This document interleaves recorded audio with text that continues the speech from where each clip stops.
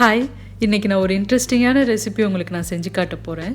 கோயிலெல்லாம் சாப்பிட்ற மாதிரி ஒரு புளியோதரை எப்படி வீட்டிலே சுலபமாக செய்கிறது அப்படின்றத பற்றி இந்த வீடியோவில் நம்ம பார்க்க போகிறோம். இதுக்கு நம்ம 3 விஷயங்கள் தயார் பண்ணணும். 2 பொடி வறுத்து அரைக்க போகிறோம். 3வதாக ஒரு புளி பேஸ்ட்டு ரெடி பண்ண போகிறோம். இது 3 இருந்தாலே போதும், ரொம்ப சுலபமாக இந்த ரெசிபியை நம்ம செஞ்சிடலாம்.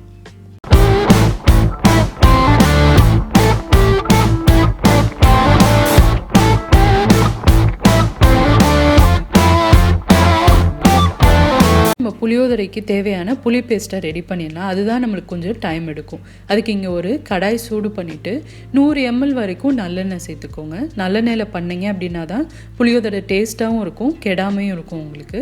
இப்போ எண்ணெய் நல்லா சூடானதுக்கப்புறமா 1 டீஸ்பூன் அளவுக்கு கடுகு சேர்த்துக்கோங்க. 1 டேபிள் ஸ்பூன் அளவுக்கு உளுத்தம்பருப்பு. இப்போ இது நல்லா பொரியட்டும்.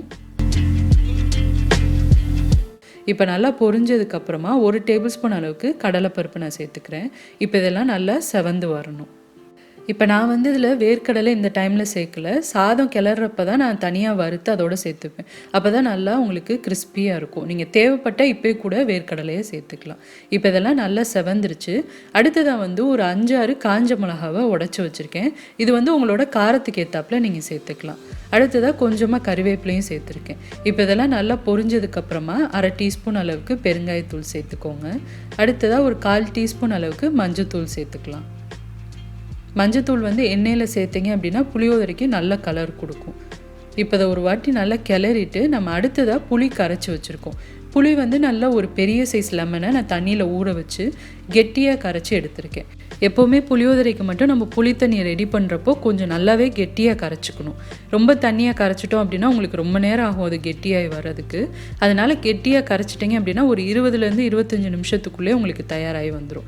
இப்போ பாருங்கள், நம்ம இந்த ஸ்டேஜில் உப்பெல்லாம் சேர்த்துக்க போகிறது கிடையாது. உப்பு சேர்த்திங்க அப்படின்னா உங்களுக்கு ரொம்ப அடி பிடிக்கும், அதே மாதிரி ரொம்பவும் தெறிக்கும், நீங்கள் மூடி போட்டே வச்சுருக்க மாதிரி இருக்கும். அதனால் பார்த்திங்கன்னா உங்களுக்கு டைம் ஜாஸ்தி எடுக்கும் சமைக்கிறதுக்கு. அதனால் நம்ம இதை நல்லா கொதிக்க விட்டுட்டு கெட்டியாகி வந்ததுக்கப்புறமா கடைசியாக உப்பு சேர்த்துக்கலாம்.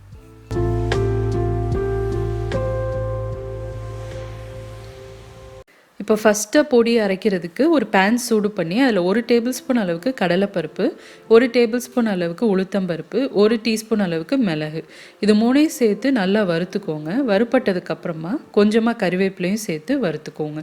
இந்த பொடி நீங்கள் இதே அளவை டபுள் ஆக்கி கூட, இல்லாட்டி நிறையா வேணும் அப்படின்னா அதுக்கேற்ற மாதிரி மெஷர்மெண்ட்டை கூட்டிட்டு நீங்கள் நிறையா அரைச்சி கூட ஃப்ரிட்ஜில் வச்சுக்கலாம். 3-4 மாதம் வரைக்கும் கெடாமல் இருக்கும்.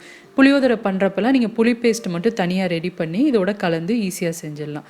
இப்போ எல்லாம் வறுப்பட்டதுக்கப்புறமா அடுத்ததாக ஒரு 1/2 டீஸ்பூன் அளவுக்கு பெருங்காயத்தூள் சேர்க்குறேன்.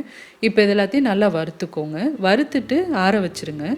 ஆற வச்சதுக்கப்புறமா நல்லா நைஸான பவுடரை அதை அரைச்சிக்க போகிறோம்.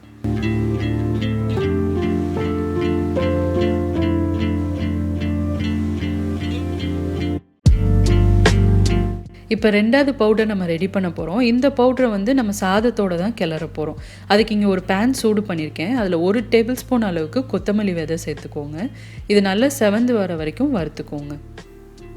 இப்போ வறுப்பட்டுருச்சு. அடுத்ததாக 1 டீஸ்பூன் அளவுக்கு கருப்பு எள் சேர்க்குறேன். 1/2 டீஸ்பூன் அளவுக்கு வெந்தயம் சேர்த்துக்கலாம். இப்போ இதுவும் நல்லா பொரிஞ்சு வர வரைக்கும் வறுத்துக்கலாம். இப்போ எல்லாமே வறுப்பட்டுருச்சு. அடுத்ததாக காரத்துக்கு ஏற்ற மாதிரி நம்ம மிளகாய் சேர்த்துக்கலாம். நான் ஒரு 2 மிளகாய் சேர்த்துக்கிறேன். உங்களுக்கு ரொம்ப காரம் வேண்டாம் அப்படின்னா 1 மிளகாய் மட்டும் கூட சேர்த்துக்கோங்க. இப்போ இது எல்லாத்தையும் நல்லா வறுத்துட்டு ஆற வச்சதுக்கப்புறமா பவுடரை அரைச்சி வச்சுக்கோங்க. இதை நம்ம சாதத்தோடு கிளற போகிறோம். அரைச்ச பவுடரை புளிக்காய்ச்சல் ரெடியானதுக்கப்புறமா கடைசியாக அதை சேர்த்துக்க போகிறோம். இப்போ பாருங்கள், ஒரு 25 நிமிஷமாக இந்த புளிக்காய்ச்சல் கொதிச்சுட்டு இருந்தது. நல்லா இந்த மாதிரி உங்களுக்கு தொக்கு மாதிரி ரெடியாகி வந்திருக்கு. நீங்கள் ரொம்ப தண்ணியாக கரைச்சிங்க அப்படின்னா கிட்டத்தட்ட 3/4 மணி நேரத்துக்கு மேலே ஆகும் உங்களுக்கு இந்த ஸ்டேஜ் வர்றதுக்கு. நல்லா கெட்டியாக கரைச்சிட்டோம் அப்படின்னா ஒரு 25 நிமிஷத்துக்குள்ளே இந்த மாதிரி வந்துடும். இப்போ எண்ணெய்லாம் நல்லா மிதக்க ஆரம்பிச்சிருச்சு. இந்த ஸ்டேஜில் நம்ம ஃபஸ்ட்டாக அரைச்சோம் இல்லையா பொடி, அதை இதோடு சேர்த்துக்கோங்க. பருப்பு இதெல்லாம் சேர்த்து அரைச்சோம் இல்லையா, அந்த பொடியை நம்ம எவ்வளோ அரைச்சோமோ அந்த குவான்டிட்டியை அப்படியே நான் அதில் சேர்க்குறேன். இப்போ இது சேர்த்ததுக்கப்புறமா இன்னும் உங்களுக்கு புளிக்காய்ச்சல் நல்லா கெட்டியாகி வரும். இது சேர்த்ததுக்கப்புறமா ரொம்ப நம்ம சமைக்க தேவையில்ல. ஒரு 5 நிமிஷம் மட்டும் கொதிக்க விட்டால் போதும். இப்போ நல்லா அதை கிளறிக்கோங்க. கெட்டி இல்லாமல் நல்லா கிளறிக்கலாம். இப்போ அடுத்ததாக நம்ம இதுக்கு தேவையான அளவு உப்பு இந்த டைமில் தான் சேர்க்க போகிறோம். இப்போ 1 டீஸ்பூன் அளவுக்கு உப்பு சேர்த்துருக்கேன். இப்போ நல்லா கிளறிட்டீங்க அப்படின்னா ஒரு 3-4 நிமிஷத்துலேயே இந்த மாதிரி உங்களுக்கு கெட்டியாக தொக்கு மாதிரி வந்துடும். இப்போ நம்ம அடுப்பை ஆஃப் பண்ணிவிட்டு இதை இறக்கி வச்சிடலாம். நல்லா ஆற வச்சுட்டு கண்ணாடி பாட்டிலில் போட்டு நீங்கள் ஃப்ரிட்ஜில் வச்சுக்கிட்டீங்க அப்படின்னா 1 மாதம் வரைக்கும் கெட்டு போகாதுங்க. வெளியில் வச்சிங்க அப்படின்னாலும் கிட்டத்தட்ட ஒரு 15 நாள் வரைக்கும் கெடாமல் இருக்கும். இப்போ கடைசியாக வேர்க்கடலையை வறுத்துக்க போகிறேன். அதுக்கு இங்கே ஒரு பேன் சூடு பண்ணி 1 டீஸ்பூன் மட்டும் எண்ணெய் சேர்த்துருக்கேன். எண்ணெய் சூடானதுக்கப்புறமா உங்களுக்கு எவ்வளோ வேர்க்கடலை பிடிக்குமோ அவ்வளோ சேர்த்துக்கலாம். நான் வந்து ஒரு 2 டேபிள் ஸ்பூன் அளவுக்கு எடுத்திருக்கேன்.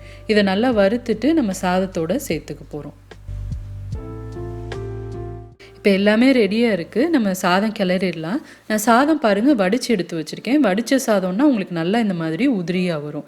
இப்போ ஃபஸ்ட்டாக நம்ம வறுத்து வச்சுருக்க வேர்க்கடலையை சேர்த்துக்கலாம்.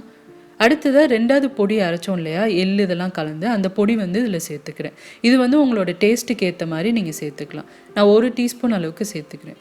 சாதம் வந்து பார்த்திங்கன்னா வெந்ததுக்கப்புறமா 2 கப் அளவுக்கு இருக்குது. அந்தளவுக்கு சாதத்துக்கு நான் 1 டீஸ்பூன் அளவுக்கு இந்த பொடி சேர்த்துக்கிறேன். இப்போ மெதுவாக நீங்கள் இதை நல்லா கிளறி விட்டுக்கோங்க.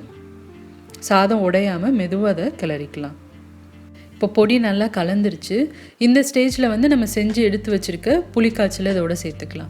இந்த அளவு சாதத்துக்கு ஒரு 3 டேபிள் ஸ்பூன் வரைக்கும் புளிக்காய்ச்சல் உங்களுக்கு தேவைப்படும். உங்களுக்கு சாதம் ரொம்ப புளிப்பாக பிடிக்கும் அப்படின்னா இன்னும் 1 டீஸ்பூன் கூட எக்ஸ்ட்ரா சேர்த்துக்கோங்க. இப்போ நல்லா இதை கலந்து விட்டுக்கோங்க. உப்பெல்லாம் சரியாக இருக்கான்னு பார்த்துட்டு தேவைப்பட்டது அப்படின்னா நீங்கள் இந்த ஸ்டேஜில் சேர்த்துக்கலாம். அவ்வளோதாங்க, நம்ம கோயிலில் சாப்பிட்ற மாதிரி சூப்பராக புளியோதரை நம்ம வீட்டிலே பண்ணியாச்சு. ரொம்ப ரொம்ப டேஸ்ட்டாக இருக்குங்க. கண்டிப்பாக இந்த மெத்தடில் நீங்கள் இது வரைக்கும் செஞ்சு பார்த்ததில்ல அப்படின்னா ட்ரை பண்ணி பாருங்கள். கட்டாயம் ரொம்ப ரொம்ப உங்களுக்கு பிடிக்கும். அவ்வளோ டேஸ்ட்டாக இருக்கும் இந்த ரெசிபி. ஸோ கண்டிப்பாக ட்ரை பண்ணி பார்த்துட்டு உங்களோட ஃபீட்பேக் அண்ட் ஃபோட்டோஸை என் கூட ஷேர் பண்ணிக்கோங்க. இந்த வீடியோ பிடிச்சிருந்தது அப்படின்னா ஒரு லைக் கொடுங்க. சேனலுக்கு இன்னும் சப்ஸ்கிரைப் பண்ணாதவங்க மறக்காமல் சுஜீஸ் கிச்சனுக்கு சப்ஸ்கிரைப் பண்ணுங்கள். நிறைய இந்த மாதிரி இன்ட்ரெஸ்டிங்கான வீடியோஸ் ரெசிபீஸோடு அடுத்து உங்களை நான் மீட் பண்ணுறேன். சுஜீஸ் கிச்சன், எளிய பாரம்பரிய சமையலின் தொகுப்பு.